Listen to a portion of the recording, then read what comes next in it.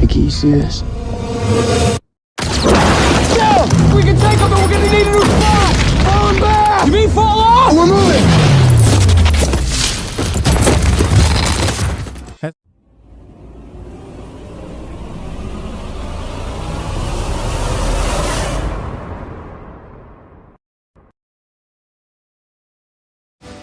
Pada episode kali ini, Mimin bakal recap alur cerita film aksi peran tahun 2013 berjudul Lone Survivor.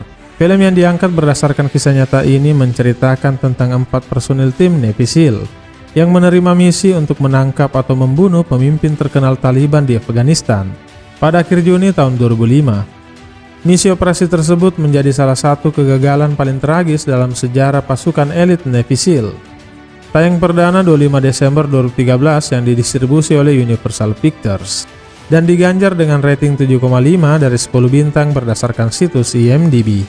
So guys, pastikan gadgetnya tidak lowbat dan ini dia alur cerita film Lone Survivor.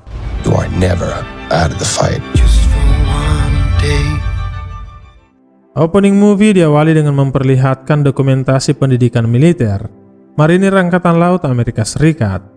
Siang dan malam mental dan fisik mereka dilatih, dibentuk untuk menjadi prajurit yang tangguh, tidak mudah menyerah dan mampu bertahan hidup dalam cuaca maupun di medan yang ekstrim.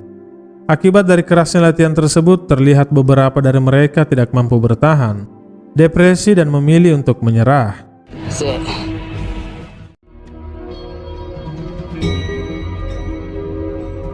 You just prove to your bodies, through your mind, turn it into aggression. Find an excuse to win. And I would like for them to be able to depend on me. It pays to be a winner! Scene selanjutnya dari kejauhan terlihat helikopter Black Hawk terbang rendah yang diketahui mengangkut seorang tentara Amerika yang sedang terluka parah. Dia dibawa ke pangkalan udara militer Amerika Serikat untuk mendapatkan pertolongan medis. Setibanya di sana, para medik segera menanganinya untuk mendapatkan perawatan lanjutan.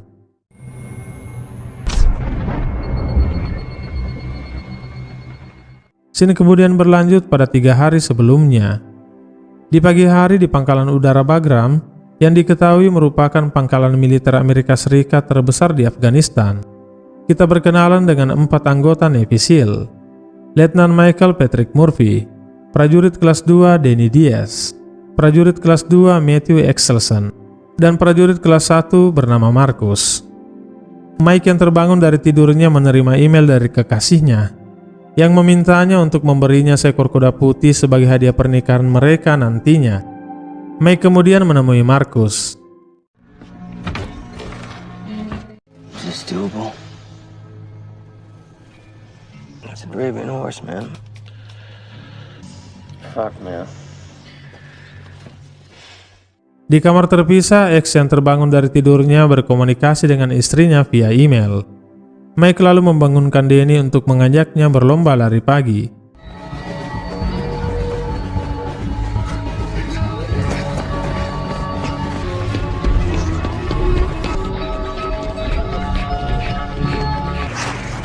Murphy by 1.1. Mereka lalu bertemu dan sarapan pagi bersama dengan rekan lainnya. Tidak lama kemudian, komandan mereka bernama Eric Samsel Christens memberitahu mereka bahwa operasi Red Wings akan dilaksanakan malam ini, dan mereka diminta untuk segera berkumpul. Operasi Red Wings adalah operasi militer bersama yang melibatkan Korps Marinir Angkatan Laut Amerika Serikat, termasuk Navy SEAL dan Resimen Penerbangan Operasi Khusus ke-160, serta Komando Operasi Khusus Angkatan Darat. Target utama dari misi operasi mereka adalah untuk menangkap dan membunuh salah satu pemimpin Taliban yang paling berpengaruh, yang bernama Ahmad Shah, yang diketahui bertanggung jawab atas pembunuhan lebih dari 20 marinir Amerika Serikat di timur Afghanistan. Target kedua mereka adalah tangan kanan Ahmad Shah yang bernama Tarak, orang kepercayaan Ahmad Shah yang melakukan sebagian besar pekerjaannya.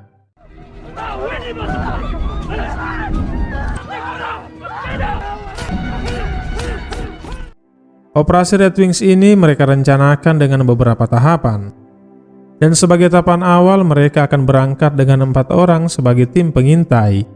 Anggota SEAL yang ditunjuk sebagai tim pengintai Mike yang bertindak sebagai pemimpin tim, Danny sebagai spesialis komunikasi, Marcus sebagai medis, dan Axe sebagai penunjuk rute pengintaian mereka, yang bertugas untuk mengamati dan mengidentifikasi keberadaan lokasi spesifik Amatsa dan anak buahnya. Lalu tahapan berikutnya setelah mendapatkan informasi dari tim pengintai, maka aksi penangkapan atau membunuh Shah dan anak buahnya akan dilakukan oleh tim pasukan reaksi cepat Navy SEAL dan Marinir yang standby di Gibet, markas militer Amerika Serikat yang berada di Afghanistan Timur. Fly here to the LZ, insert the 4-man team right here. We're leaving here at 1800 with 2 Chinooks and 2 Apaches. A lot of moving parts. When we hear Schlitz Malt Liquor, we're heading back to Bagram for phase 2. Singkat cerita, operasi pun dimulai. Berangkat dari pangkalan udara Bagram dengan menggunakan 2 helikopter Chinook dan 2 helikopter Apache. Mereka diterbangkan ke titik area sesuai rencana di sebuah tempat yang dikelilingi perbukitan.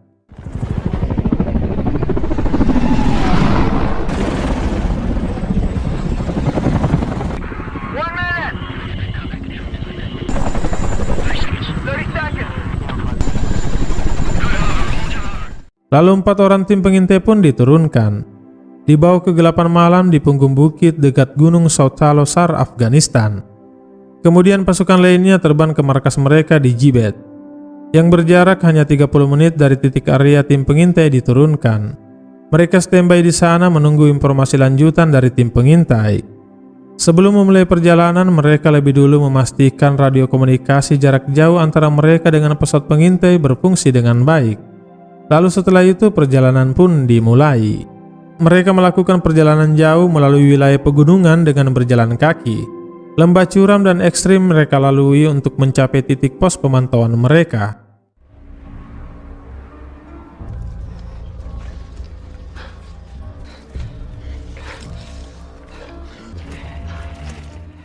Singkat perjalanan, setelah menempuh perjalanan sejauh 4 mil, di pagi harinya mereka akhirnya tiba di titik pos pemantauan sesuai rencana. Titik di mana dari kejauhan mereka dapat memantau sebuah desa yang dikelilingi perbukitan, yang telah teridentifikasi akan keberadaan Amatsa dan pasukannya. Danny kemudian melaporkan keberadaan mereka ke markas mereka di Gibet. I passed Schlitz Malt Liquor, I say again. Sir, intermittent comms is Spartan 01, but they have arrived at the OP. Good copy. Setelah mengetahui tim pengintai berhasil mencapai titik pos pemantauan, komandan mereka, Eric, dan beberapa pasukan pun kembali ke markas mereka di pangkalan udara Bagram, dan sisa pasukan lainnya tetap standby di markas Gibet. Begitu juga pesawat pengintai yang berpatroli mengawal mereka kembali ke markas di pangkalan udara Bagram. Dari kejauhan dengan menggunakan teropong, terlihat jelas target mereka. Amatsa beserta anak buahnya teridentifikasi berada di sana. You make that shot? We don't have authority anyway.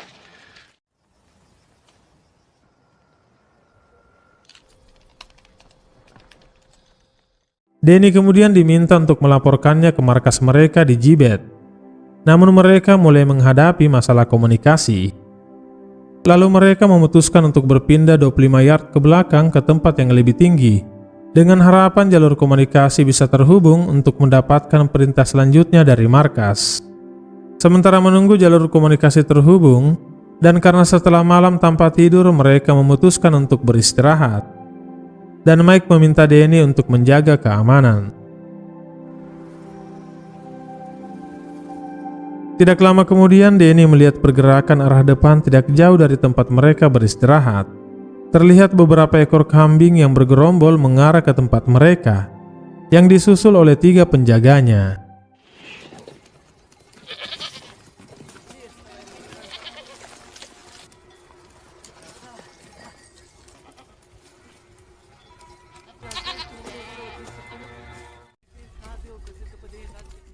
Lalu salah satu dari pengembala itu tanpa sengaja menyentuh kaki Marcus, sehingga tanpa pilihan mereka pun harus menangkap dan menyekap para pengembala itu. Lalu Mike menemukan alat komunikasi dari salah satu pengembala, sehingga mencurigai mereka adalah bagian dari Taliban. Namun mereka bersikeras bahwa mereka bukan Taliban dan tidak bersenjata. Danny mencoba untuk melaporkan hal ini ke markas mereka di Gibet, namun jalur komunikasi masih belum dapat terhubung. Lalu Mike mencobanya dengan menggunakan telepon satelit untuk meminta petunjuk dari komandan mereka Eric di markas. Tetapi belum sempat terhubung, komunikasi pun terputus. Mike. Fuck. Try him back, for fuck's sake. Mike kemudian memberi rekannya 3 pilihan. Pertama, lepaskan mereka dan segera menjauh meninggalkan tempat itu. Namun konsekuensinya para pengembala kemungkinan akan memberitahu Taliban akan keberadaan mereka. Kedua, mengikat dan meninggalkan para pengembala tersebut mati kedinginan atau dimakan oleh hewan buas di perbukitan. Dan yang ketiga, no kompromi, bunuh para pengembala tersebut. Namun Marcus menolak mengeksekusi para pengembala itu karena hal ini akan menjadikan pasukan Amerika sebagai pelanggar hukum karena membunuh warga sipil dan anak-anak yang tak bersenjata. X setuju untuk menghabisi para pengembala, begitu juga dengan Danny, karena menurut mereka jika melepaskan para pengembala, maka Shah akan tahu keberadaan mereka dan Shah bersama pasukannya akan mengejar untuk memburu mereka. Sehingga mereka saling berdebat tentang tindakan yang harus dilakukan. Lalu sebagai pemimpin tim, Mike memutuskan melepaskan mereka. Lalu meminta timnya meninggalkan tempat itu dengan mendaki ke puncak agar bisa terhubung dengan markas. Lalu meminta penjemputan dan pulang karena misi dianggap gagal. Keberadaan mereka telah diketahui oleh orang lain. Di tempat terpisah di pangkalan udara Bagram, mereka terus mencoba untuk menghubungi tim pengintai. Namun nihil, jalur komunikasi masih belum bisa terhubung. Para pengembala dilepaskan, dan terlihat salah satu dari mereka dengan tergesa-gesa meninggalkan tempat itu.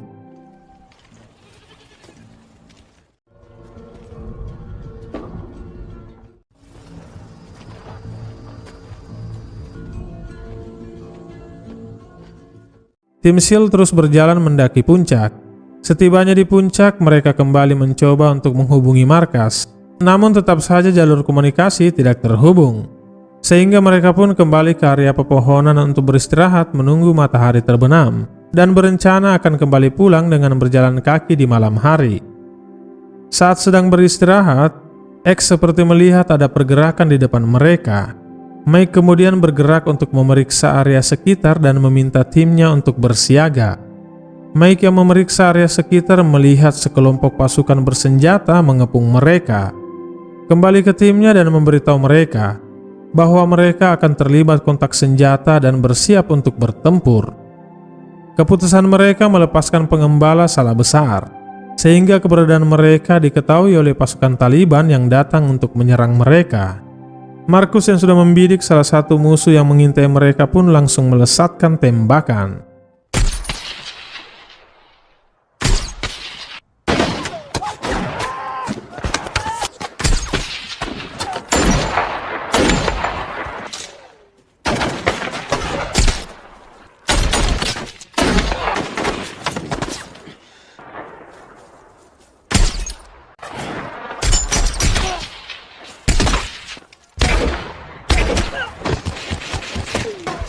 Motherfucker.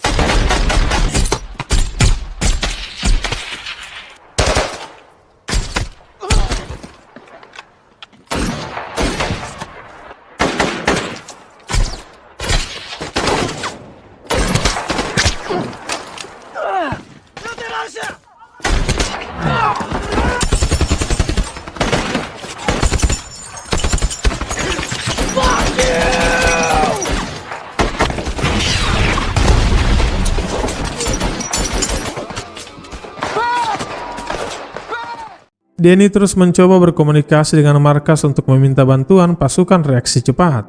Namun dia pun terkena luka tembak di tangannya. Satu persatu dari mereka terkena luka tembak saat mencoba untuk mundur. Terdesak dan terkepung, mereka pun tidak punya pilihan lain selain mundur ke arah bawah menuruni bukit yang terjal. We're falling back! You mean fall off? Yeah! Fuck!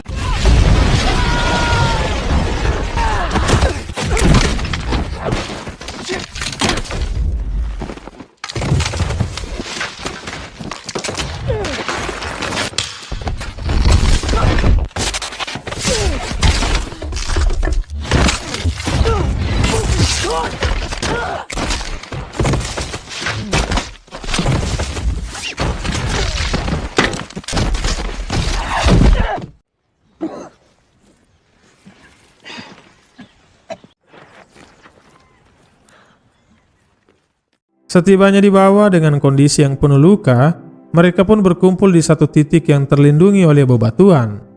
Namun tidak menghalangi pasukan Taliban yang terus berdatangan menggempur mereka. Mike kembali terkena tembak di kaki dan Danny tertembak di punggungnya. Berada di posisi yang tidak aman, mereka kembali bergerak berupaya untuk mencari posisi aman, terus berlari dari kejaran dan gempuran pasukan Taliban. Tengah berlari, Danny kembali terkena luka tembak. Markus yang berada di dekatnya kemudian menariknya, membawanya ke tempat yang aman bergabung bersama dengan rekan lainnya. Sesaat kontak senjata pun terhenti, dan Markus mulai memeriksa luka-luka yang dialami oleh rekannya. Lalu Danny mulai histeris dengan luka-lukanya, sehingga hal ini tanpa disadari mengungkapkan posisi mereka kepada pasukan Taliban, sehingga kontak senjata pun kembali terjadi.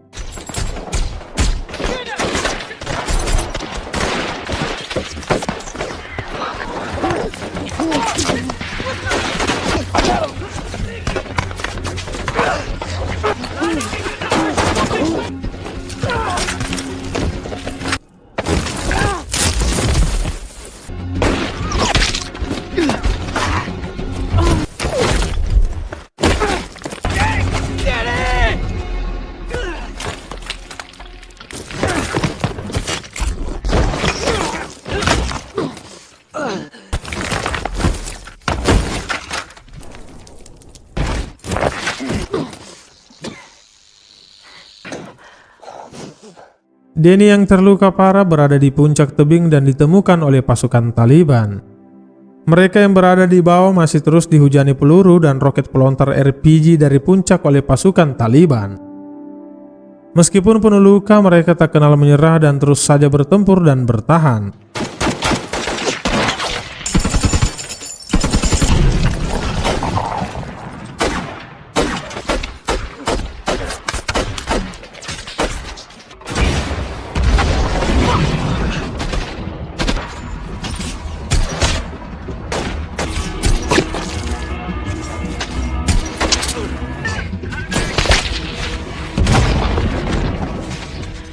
Penuh luka, Mike memutuskan untuk bergerak ke puncak agar dia bisa mendapatkan sinyal jaringan untuk menghubungi markas.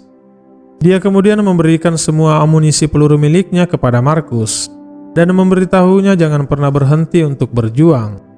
Lalu dia pun bergerak pergi untuk mencapai puncak. Sementara Markus dan X memberikan perlindungan dengan terus bertempur menembak pasukan Taliban, Mike akhirnya berhasil mencapai puncak.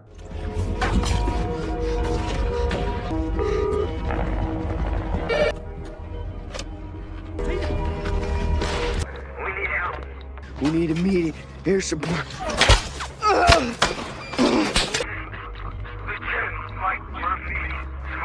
We need immediate cash.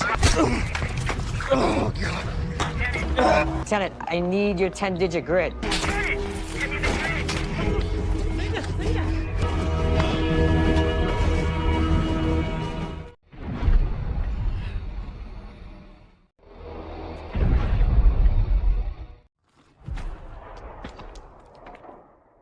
Di pangkalan udara Bagram, mereka yang mendapat laporan segera bergerak untuk memberikan pertolongan.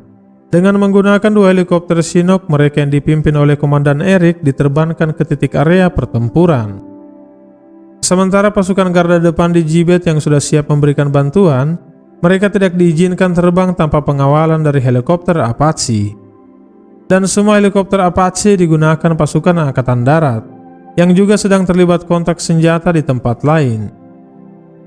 Kembali ke tim SEAL, X menitip pesan kepada Markus.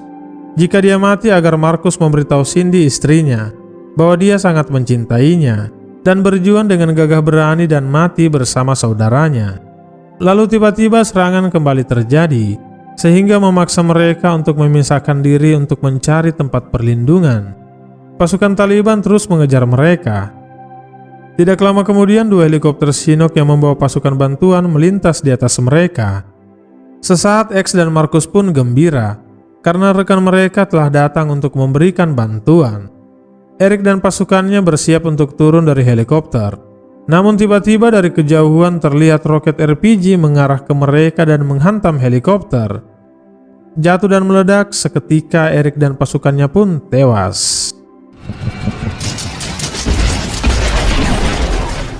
Satu helikopter lainnya juga terus digempur oleh pasukan Taliban, sehingga para pasukan bantuan tidak memungkinkan untuk diturunkan.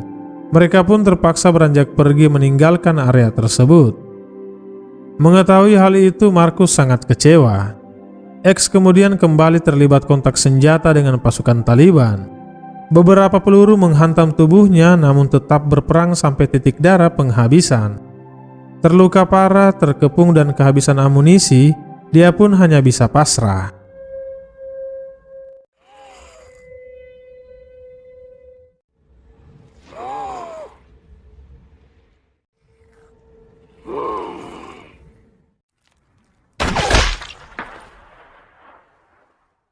Markus yang terluka terus bergerak mengamankan diri.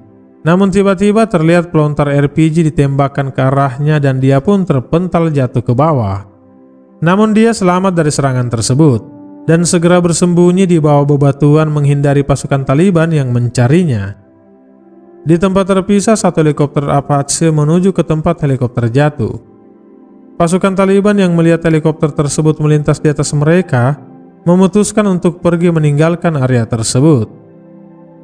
Setibanya di titik area helikopter jatuh, mereka yang tidak melihat adanya pergerakan dari radar inframerah mereka memutuskan untuk kembali ke pangkalan sekalian mengisi bahan bakar. Di sore harinya, Markus yang terluka parah berusaha untuk bangkit dan bergerak mencari tempat perlindungan. Dia kemudian menemukan sebuah genangan air.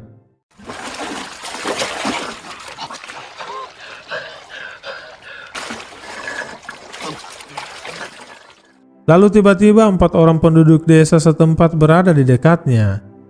Sontak Markus menyuruh 4 orang tersebut untuk menjauh darinya dan mengancamnya dengan granat di tangannya. Salah satu dari mereka yang diketahui bernama Muhammad Gulab mendekatinya dan berusaha untuk menolongnya. Awalnya Markus ragu karena tidak tahu mereka tersebut Taliban atau bukan. Namun saat ini dia tidak punya pilihan lain, sehingga dia pun memutuskan untuk ikut pergi bersama mereka. Mereka membawa Markus ke desa mereka dan Muhammad Gulab menampungnya di rumahnya. Di sana Markus terus bertanya kepada Gulab, mengapa dia membantunya. Mengetahui ada pangkalan militer Amerika Serikat yang tidak begitu jauh dari tempat mereka, Markus kemudian meminta tolong kepada Gulab untuk mengutus seseorang mengantar sebuah peta yang telah dia tandai untuk diserahkan ke pangkalan Amerika agar pasukan Amerika mengetahui keberadaannya. Di tempat terpisah, pasukan Taliban tidak tinggal diam. Mereka terus mencari jejak Markus, yang akhirnya mengarahkan mereka mendatangi desa di mana Markus disembunyikan. Menemukan Markus di rumah Gulab, Tarak kemudian menghajar Gulab. Markus kemudian diseret, dihajar dan dibawa ke sebuah batang pohon untuk dipenggal.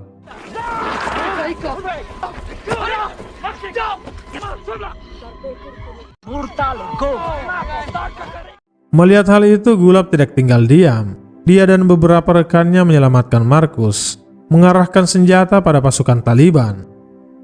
Terancam dan kalah jumlah, pasukan Taliban pun memutuskan melepaskan Markus dan mengancam akan kembali membantai mereka semua, lalu mereka pun pergi. Di rumah Gulab dengan menggunakan pisau, Markus mengeluarkan serpian batu dan serpian besi yang menancap di kakinya. Setelah itu dia pun terlihat tak sadarkan diri. Gulab kemudian membersihkan luka-luka di seluruh tubuh Markus dan mengganti pakaian Markus dengan pakaian bersih.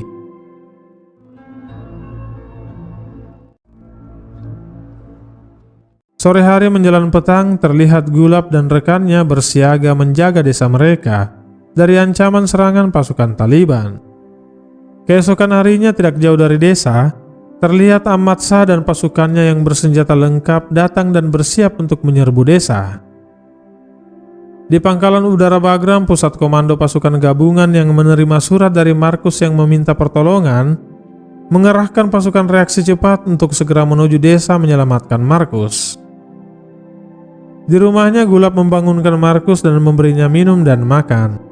Lalu tidak lama kemudian, boom, serangan pun terjadi. Pasukan Taliban datang menyerbu desa.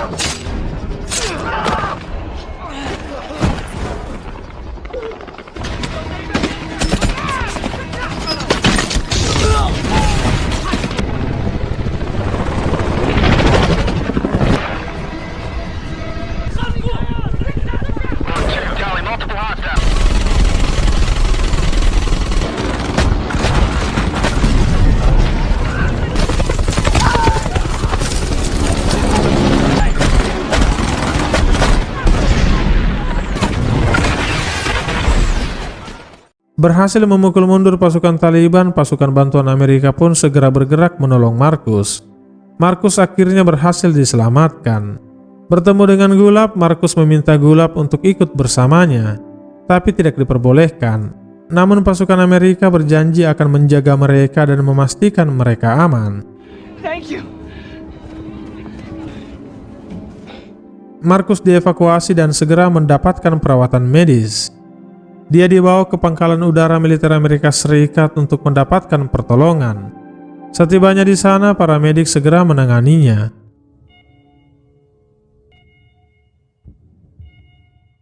Film pun diakhiri dengan narasi singkat yang menyebutkan film ini dipersembahkan untuk anggota tim Operasi Red Wings.